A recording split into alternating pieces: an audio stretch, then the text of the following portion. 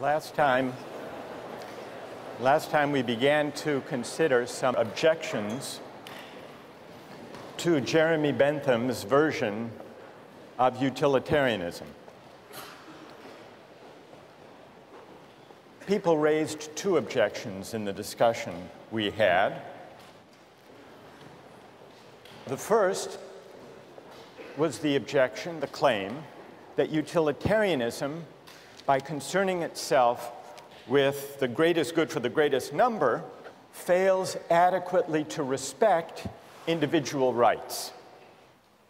Today we have debates about torture and terrorism. Suppose a suspected terrorist was apprehended on September 10th, and you had reason to believe that the suspect had crucial information about an impending terrorist attack that would kill over 3,000 people, and you couldn't extract the information. Would it be just to torture the suspect to get the information? Or do you say, no, there is a categorical moral duty of respect for individual rights? In a way, we're back to the questions we started with about trolley cars and organ transplants. So that's the first issue. And you remember we considered some examples of cost-benefit analysis. But a lot of people were unhappy with cost-benefit analysis when it came to placing a dollar value on human life. And so that led us to the second objection. It questioned whether it's possible to translate all values into a single uniform measure of value. It asks, in other words, whether all values are commensurable. Let me give you one other example of an experience. This actually is a true story. It comes from personal experience that raises a question, at least, about whether all values can be translated without loss into utilitarian terms. Some years ago, when I was a graduate student, I was at Oxford in England, and they had men's and women's colleges. They weren't yet mixed.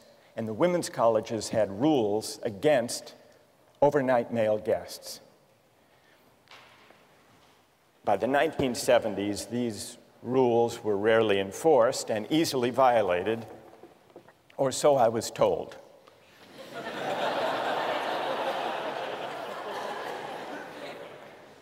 By the late 1970s, when I was there, pressure grew to relax these rules, and it became the subject of debate among the faculty at St. Anne's College, which was one of these all-women's colleges. The older women on the faculty were traditionalists. They were opposed to change on conventional moral grounds. But times had changed, and they were embarrassed to give the true grounds for their objection. And so they translated their arguments into utilitarian terms. If men stay overnight, they argued, the costs to the college will increase. How, you might wonder? Well, they'll want to take baths, and that'll use up hot water, they said. Furthermore, they argued, we'll have to replace the mattresses more often. The reformers met these arguments by adopting the following compromise. Each woman could have a maximum of 3 overnight male guests each week. They didn't say whether it had to be the same one or 3 different, provided, and this was the compromise, provided the guest paid 50 pence to defray the cost to the college. The next day, the national headline in the national newspaper read, St. Anne's girls 50 pence a night.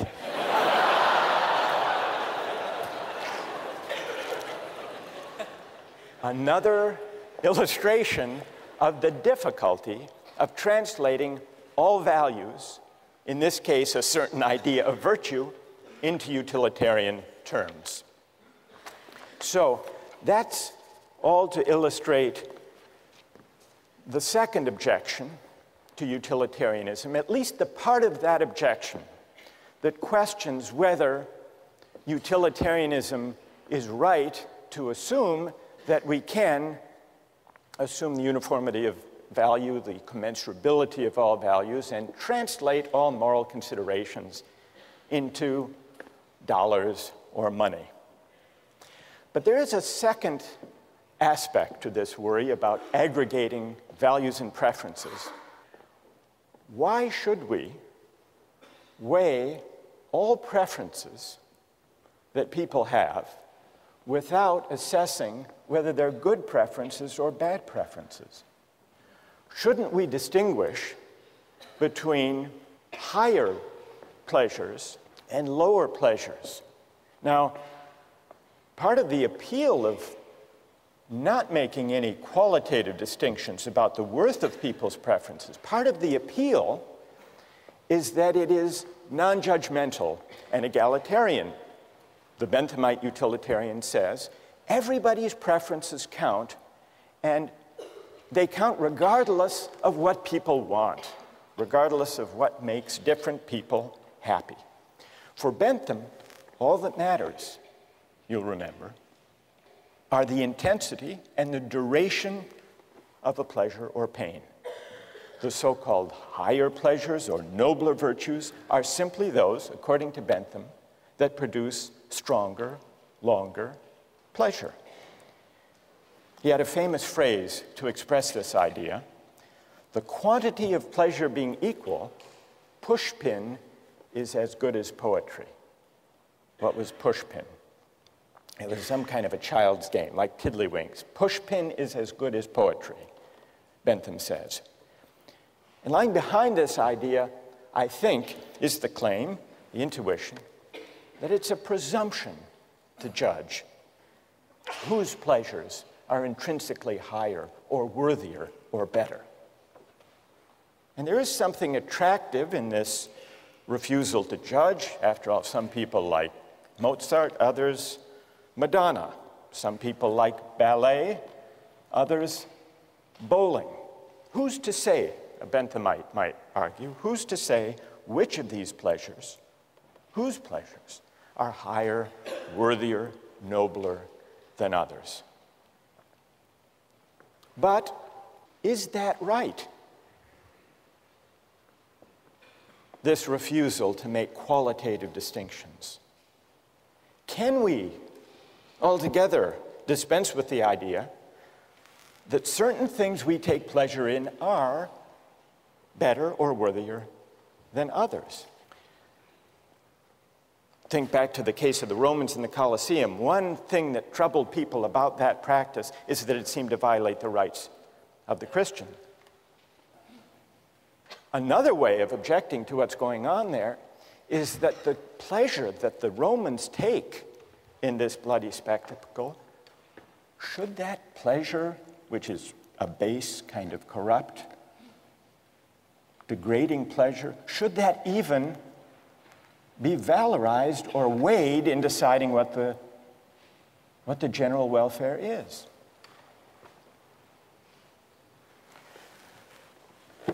So here are the objections to Bentham's utilitarianism. And now we turn to someone who tried to respond to those objections, a later-day utilitarian, John Stuart Mill. So what we need to examine now is whether John Stuart Mill had a convincing reply to these objections to utilitarianism. John Stuart Mill was born in 1806. His father, James Mill, was a disciple of Bentham's. And James Mill set about giving his son, John Stuart Mill, a model education. He was a child prodigy, John Stuart Mill.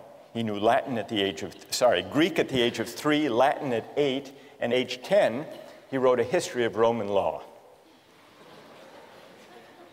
At age 20, he had a nervous breakdown. This left him in a depression for 5 years. But at age 25, what helped lift him out of this depression is that he met Harriet Taylor.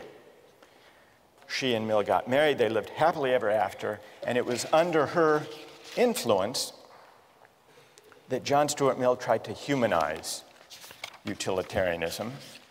What Mill tried to do was to see whether the utilitarian calculus could be enlarged and modified to accommodate humanitarian concerns like the concern to respect individual rights, and also to address the distinction between higher and lower pleasures. In 1859, Mill wrote a famous book on liberty, the main point of which was the importance of defending individual rights and minority rights.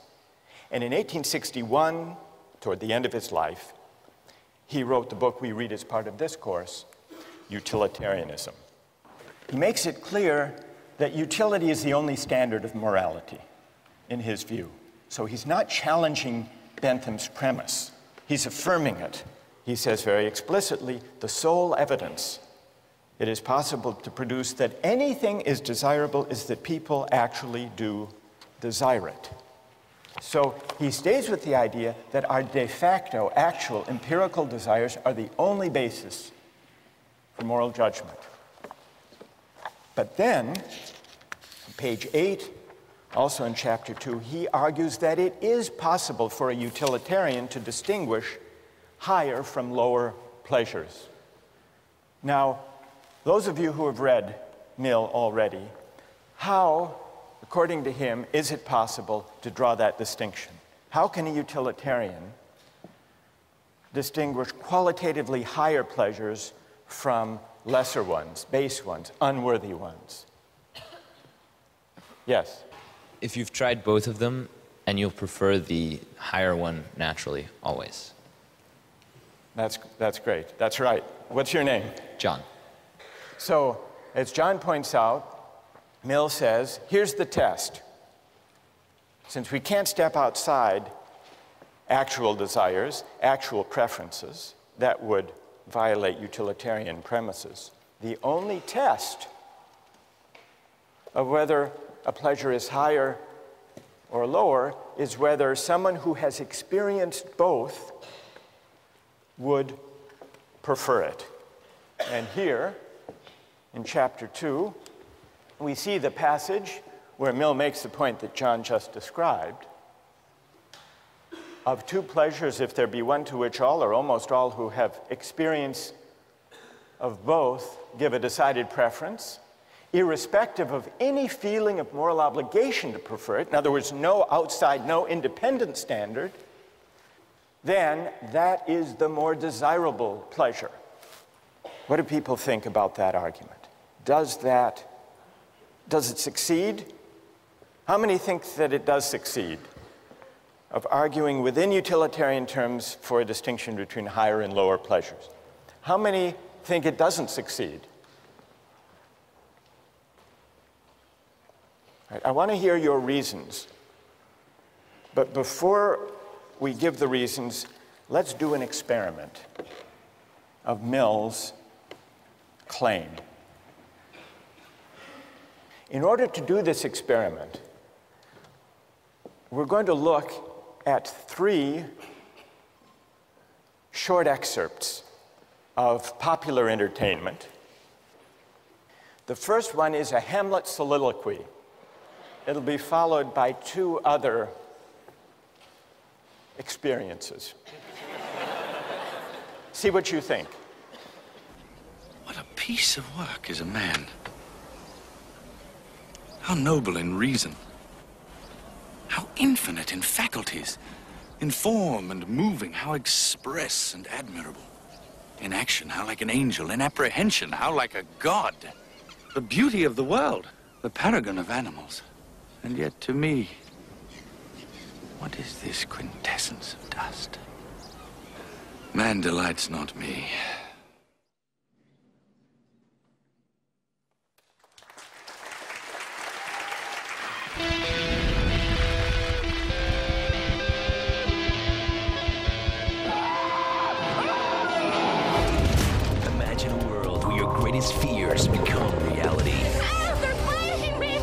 each show, 6 contestants from around the country battle each other in 3 extreme stunts.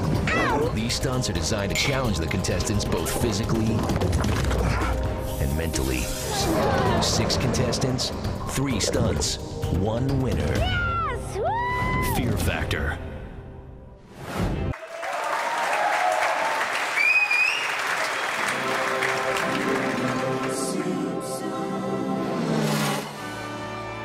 Ho, pedal to the metalophiles. Landers, since when do you like anything cool? Well, I don't care for the speed, but I can't get enough of that safety gear. Helmets, roll bars, caution flags. I like the fresh air and looking at the poor people in the infield.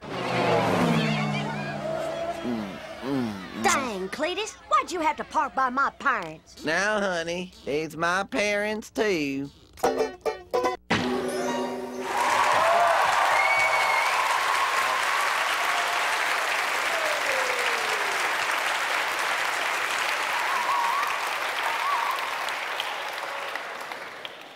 I don't even have to ask which one you like most. The Simpsons, how many like The Simpsons most? How many Shakespeare? What about Fear Factor? How many preferred Fear Factor? Really? People overwhelmingly like The Simpsons better than Shakespeare. All right, now let's take the other part of the poll. Which is the highest experience or pleasure? How many say Shakespeare?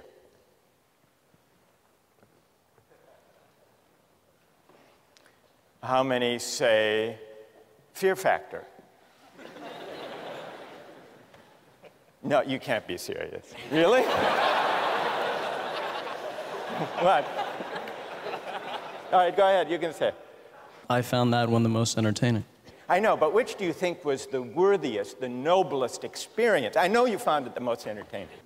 If something is good just because it is pleasurable, what does it matter whether you have sort of an abstract idea of whether it is good by someone else's sense or not?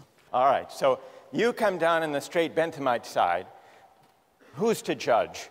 And why should we judge? Apart from just registering and aggregating de facto preferences. All right, that's fair enough. What's your name? Nate? Okay, fair enough. All right, so how many think The Simpsons is actually, apart from liking it, is actually the higher experience?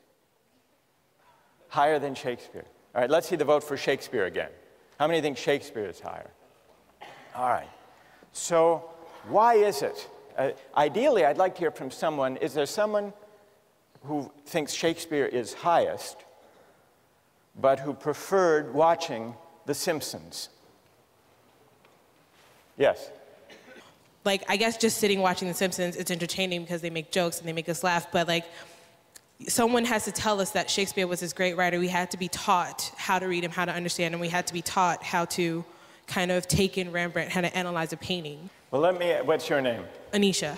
Anisha, when you say someone told you that Shakespeare is better, right, are you accepting it on blind faith? You voted that Shakespeare is higher only because the culture tells you that or teachers tell you that, or do you actually agree with that yourself? Well, in the sense of Shakespeare, no, but earlier you made an example of Rembrandt. I feel like I would enjoy reading a comic book more than I would enjoy kind of analyzing Rembrandt because someone told me it was great, you know? Right, so some of this seems to be, you're suggesting, a kind of cultural convention and pressure. We're told what books, what works of art are great. Who else? Yes?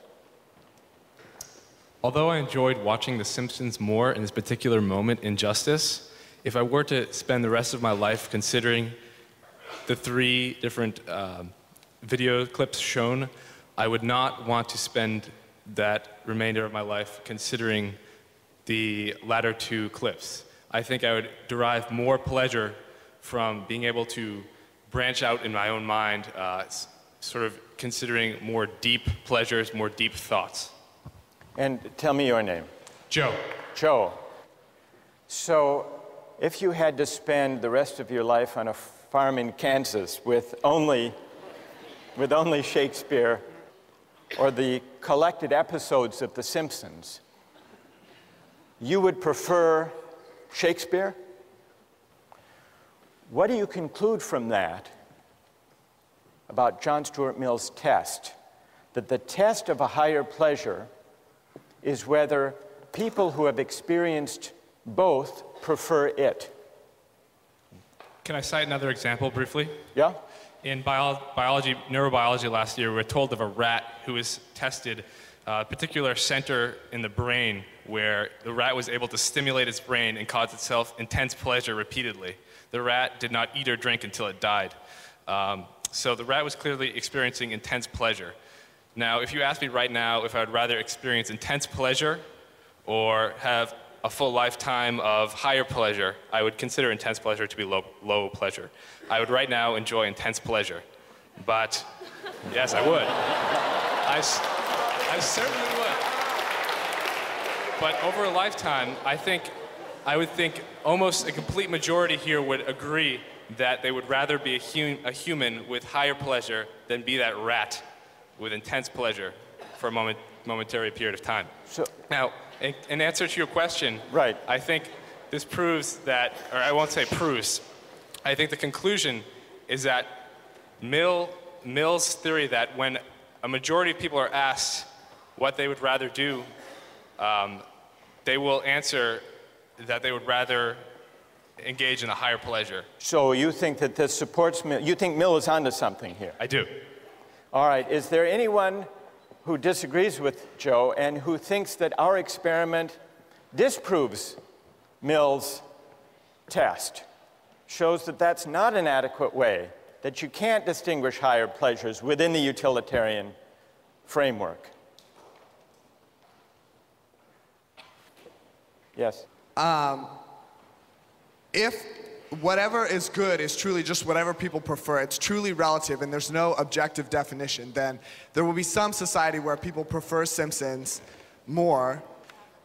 Anyone can appreciate The Simpsons, but I think it does take education to appreciate Shakespeare as much. All right, you're saying it takes education to appreciate higher things. Mill's point is that the higher pleasures do require cultivation and appreciation and education. He doesn't dispute that. But once having been cultivated and educated, people will not only see the difference between higher and lower pleasures, but will actually prefer the higher to the lower.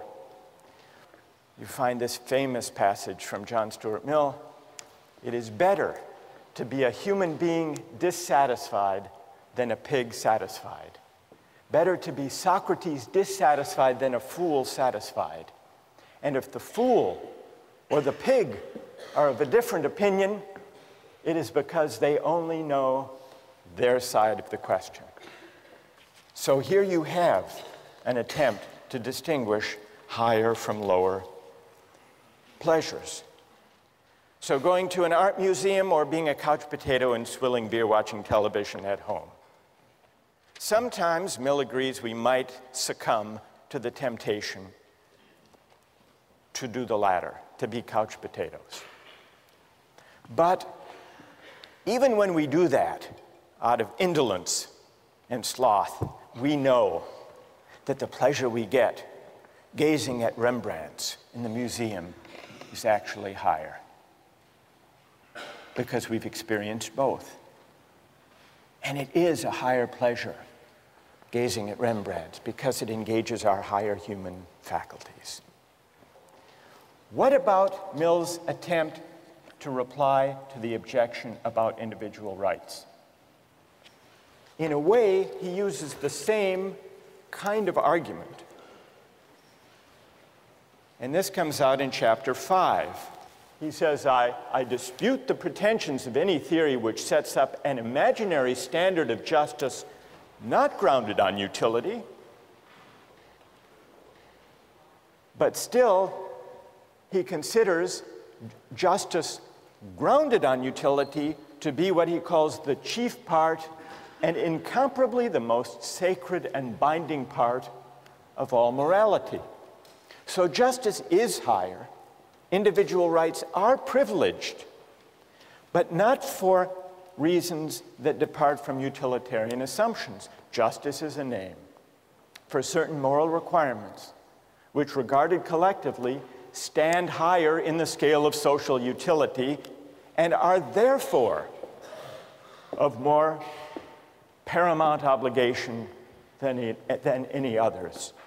So justice is sacred, it's prior, it's privileged, it isn't something that can easily be traded off against lesser things.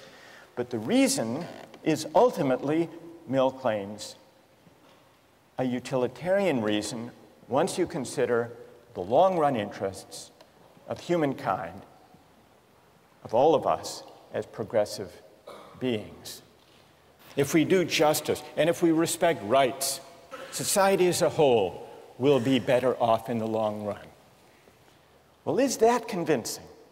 Or is Mill actually, without admitting it, stepping outside utilitarian considerations in arguing for qualitatively higher pleasures and for sacred or specially important individual rights?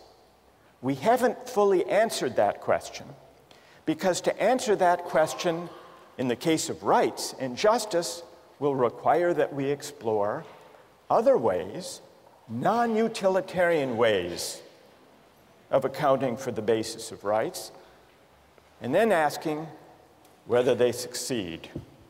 As for Jeremy Bentham, who launched utilitarianism as a doctrine in moral and legal philosophy, Bentham died in 1832 at the age of 85. But if you go to London, you can visit him today, literally.